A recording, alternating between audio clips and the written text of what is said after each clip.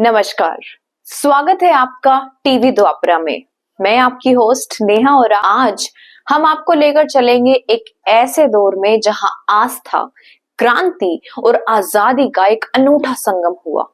यह कहानी है कुंभ मेले की, जहां ना केवल एक मेला बल्कि उस कुंभ की जिसने हमारे स्वतंत्रता संग्राम को एक नया मोड़ दिया। तो चलिए शुरुआत करते हैं उस ऐतिहासिक सफर की। साल था 1858। देश के हर कोने में 1857 की क्रांति की आग भड़क रही थी। उसी समय प्रयागराज में कुंभ का आयोजन हुआ। साधु संतों के वेश में क्रांतिकारी संगम क्षेत्र में घूम रहे थे। उनके पास आजादी का सपना था और दिलों में अंग्रेजों के खिलाफ एक गुस्सा। लेकिन अंग्रेज भी चौकन्ने थे। उन्हें पता था कि यह भीड़ सिर्फ साधु संतों की नहीं है, इसीलिए उन्होंने कुंभ पर प्रतिबंध लगाने की कोशिश की। संगम के आसपास की जमीन पर कब्जा कर लिया गया, यहाँ तक कि लोगों को प्रयाग आने से रोका गया। इतिहासकार धनंजय चोपड़ा अपनी किताब भारत में कुंभ में लिखते हैं कि रानी लक्ष्मीबाई प्रयागराज में एक पंडे के घर ठहरी थी। अंग्रेजों को खबर मिली तो उस पंडे को फांसी की सजा दे दी गई। रानी वहां से ग्वालियर लौट गई, लेकिन अंग्रेज उसकी जान के जानो पीछे ही पड़ गए थे। रानी और अंग्रेजों के बीच जबरदस्त लड़ाई हुई। इस लड़ाई में रानी को गहरी चोटें आई। वह अपने वफादार सैनिकों के साथ संत गंगादास के आश्रम पहुंची। गंगादास जी न केवल उनके गुरु थे बल्कि क्रांति के एक बड़े समर्थक भी थे। लेकिन लाख कोशिशों के बाद भी रानी लक्ष्मीबाई को बचाया नहीं जा सका और यह अंग्रेजों के खिलाफ गंगादास और उनके नागा साधुओं के विद्रोह की एक शुरुआत थी।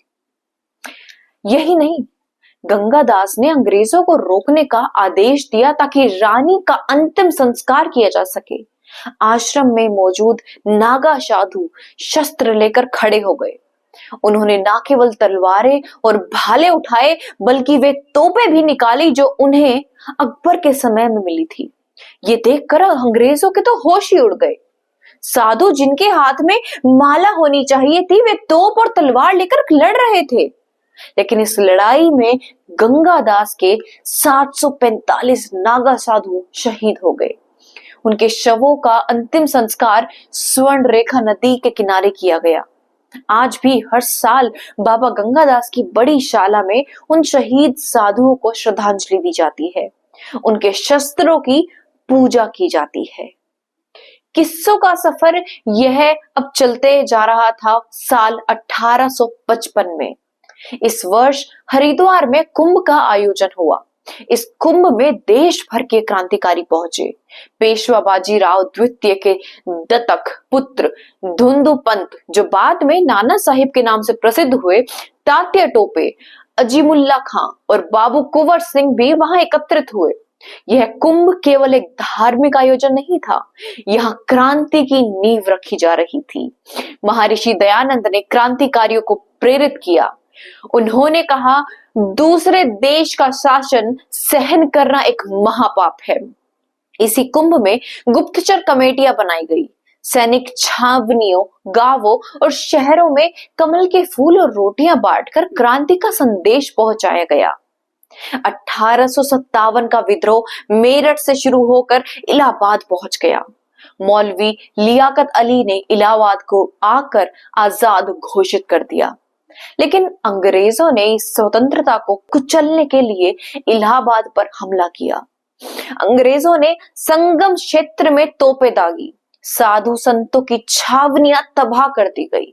कुंभ का पूरा माहौल बदल दिया। 1858 में ब्रिटिश वाइसराय लॉर्ड कैनिंग ने इलाहाबाद में महारानी की घोषणा पढ़ी। 250 साल पुरानी ईस्ट इंडिया कंपनी का शासन खत्म कर भारत को ब्रिटिश सरकार के अधीन कर दिया गया था। साल 1915 में हरिद्वार में फिर से कुंभ लगा। इस दौरान अंग्रेज गंगा पर बांध बनाने की कोशिश कर रहे थे। साधु संत और मदन मोहन मालवीय के नेतृत्व में इसका विरोध हुआ। मालवीय जी ने कई रियासतों के बाद राजा महाराजाओं को इस आंदोलन से जोड़ा। राजाओं ने अपनी सेनाएं भेज दी और अंग्रेजों को बांधकर निर्माण रोकना पड़ा। इसी कुंभ में मदन मोहन मालवीय ने अखिल भारतीय हिंदू सभा की नींव रखी। यह सभा स्वतंत्रता आंदोलन में महत्वपूर्ण भूमिका निभाने वाली थी। साल 1918 महात्मा गांधी प्रयागराज के कुंभ में पहुंचे। उन्होंने अंग्रेजों की नजर से बचते हुए वहां आम लोगों से मुलाकात की। सरकारी दस्तावेजों के अनुसार गांधी ने संगम में डुबकी लगाई और कुंभ के जरिए स्वतंत्रता आंदोलन के लिए समर्थन जुटाया। महात्मा गांधी ने कुंभ को आस्था और आंदोलन का संगम बताया। उन्होंने इस भारतीय जनमानस को जोड़ने का एक जरिया बताया। साल 1942 दूसरा विश्व युद्ध चल रहा था। ब्रिटिश सरकार ने भारत को जबरन युद्ध में झोंक दिया। इस दौरान प्रयाग में कुंभ लगा। अंग्रेजों ने कुंभ से पहले रेल और बसों की टिकटों पर रोक लगा दी। उन्होंने बहाना बनाया कि जापान कुंभ पर बम गिरा सकता है, लेकिन असली डर यह था कि कुंभ की भीड़ क्रांति का रूप ले सकती है। लेकिन लाखों लोग कुंभ पहुंचे। यह अंग्रेजों के खिलाफ जनता की एकजुटता का प्रतीक था। तो यह थी कुंभ मेले की वह ऐतिहासिक कहानियां जिनसे हमारी आजादी की लड़ाई को एक नई दिशा मिली थी। यह सिर्फ एक धार्मिक आयोजन नहीं, बल्कि एक ऐसा आंदोलन था जिसने धर्म, आस्था और क्रांति को एक साथ जोड़ा। आज भी कुंभ मेले में इस ऐतिहासिकता की झलक हमें देखने को मिलती है। यह केवल आस्था का नहीं, बल्कि यह भारतीय गौरव और साहस का प्रतीक है। इसी के साथ मैं नेहा लेती हूँ आपसे विदा। जुड़े रहिए टीवी द्वापरा के साथ ऐसी ही दिलचस्प कहानियों के साथ। धन्यवाद।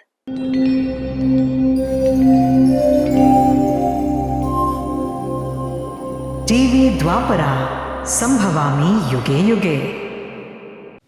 अगर ये प्रोग्राम आपको अच्छी लगी तो लाइक, शेयर और कमेंट करें। टीवी द्वापरा के प्रोग्राम्स को हमेशा देखने के लिए सब्सक्राइब करें, बेल आइकॉन दबाएं।